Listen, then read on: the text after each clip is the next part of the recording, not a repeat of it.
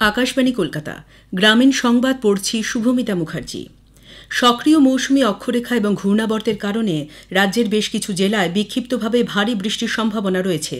উত্তরবঙ্গের প্রায় সব জেলাতেই আজ ভারী বৃষ্টির সম্ভাবনা।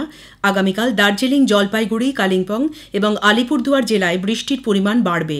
এদিকে বাতাসে জলীয় বাষ্পের পরিমাণ বেশি থাকায় উত্তর ও দক্ষিণ 24 পরগনা এবং নদিয়া জেলায় আজ বজ্রবিদ্যুৎ সহ বৃষ্টির সম্ভাবনা রয়েছে। অন্যদিকে চলতি বর্ষার মরশুমে জুন মাস থেকে আজ পর্যন্ত রাজ্যে সবথেকে বেশি রেকর্ড পরিমাণ 1089 মিলিমিটারের বেশি বৃষ্টি হয়েছে বাঁকুড়া জেলায়। এছাড়াও কলকাতা সহ 7টি জেলায় স্বাভাবিকের থেকে বেশি বৃষ্টিপাত রেকর্ড করা হয়েছে। ডিভিসির অব্যবস্থা এবং বাংলা বিরোধী নীতির কারণেই রাজ্যে বন্যা পরিস্থিতি ভয়ানক আকার নিয়েছে বলে মুখ্যমন্ত্রী মমতা ব্যানার্জির করা অভিযোগ কেন্দ্রীয় সরকার খারিজ করে দিয়েছে। কেন্দ্রীয় জলশক্তি মন্ত্রী CR পাটিল সামাজিক মাধ্যমে জানিয়েছেন, মাইথন এবং পাঞ্চেত জলাধার থেকে জল ছাড়ার সিদ্ধান্ত নেয় একটি কমিটি, যার সদস্য পশ্চিমবঙ্গ সরকারও। চলতি বছরের মে থেকে জুলাইয়ের মধ্যে দামোদর অববাহিকায় 815 মিলিমিটার বৃষ্টিপাত হয়েছে, যা আগের বছরগুলির তুলনায় অনেকটাই বেশি। শ্রী পাটিল বলেন, এবছর জুন জুলাই মাসে জলাধারগুলিতে 2024-এর তুলনায় 16 গুণ বেশি জল প্রবেশ করেছে। এ সত্ত্বেও জল নিয়ন্ত্রণ সংক্রান্ত কমিটি বৈজ্ঞানিক পদ্ধতি অনুসরণ করায় সর্বাধিক 70,000 কিউসেক পর্যন্ত জল ছাড়া হয়েছে। এর ফলে নিম্ন অববাহিকায় বন্যার বিপদ অনেকটাই কমানো গেছে বলে কেন্দ্রীয় মন্ত্রী জানান।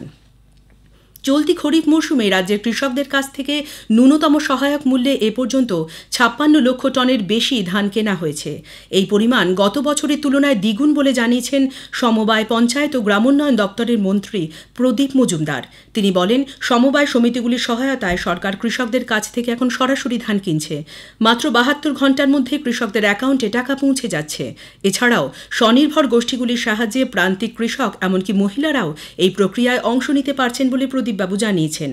কলকাতায় আজ সমবায় দপ্তরের পক্ষ থেকে এক আলোচনা সভার আয়োজন করা হয়। প্রদীপবাবু ছাড়াও উপস্থিত ছিলেন খাদ্য সরবরাহ দপ্তরের মন্ত্রী রথীন ঘোষ এবং দপ্তরের আধিকারিকরা। কেন্দ্রীয় সরকারের তরফে অর্থ না মেলায় জাতীয় স্বাস্থ্য মিশন প্রকল্পের কাজ চালিয়ে যেতে রাজ্য সরকার ঋণ নেওয়ার বিষয়ে উদ্যোগী হয়েছে।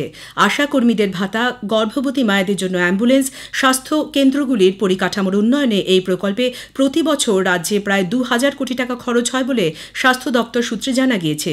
উল্লেখ্য, এই প্রকল্পের খরচ হিসেবে কেন্দ্র সরকার 60% ও বাকিটা রাজ্য সরকারের বহন করার কথা থাকলেও কেন্দ্র চলতি অর্থ বছরের প্রথম 3 মাসের 300 কোটি টাকা এখনও রাজ্যকে দেয়নি বলে অভিযোগ।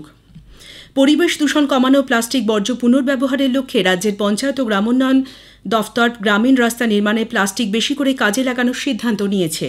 পঞ্চায়েত মন্ত্রী প্রদীপ মজুমদার জানান, ইতিমধ্যেই 700 কিলোমিটার গ্রামীণ রাস্তা প্লাস্টিক বর্জ্য ব্যবহার করে তৈরি হয়েছে। স্কুলের সঙ্গে যুক্ত রাস্তাগুলিকে এই কাজে বিশেষ গুরুত্ব দেওয়া হয়েছে। নতুন অর্থবর্ষে গ্রামীণ এলাকায় 1500 কিলোমিটার রাস্তায় প্লাস্টিক ব্যবহার করে নির্মাণের লক্ষ্যমাত্রা নেওয়া হয়েছে।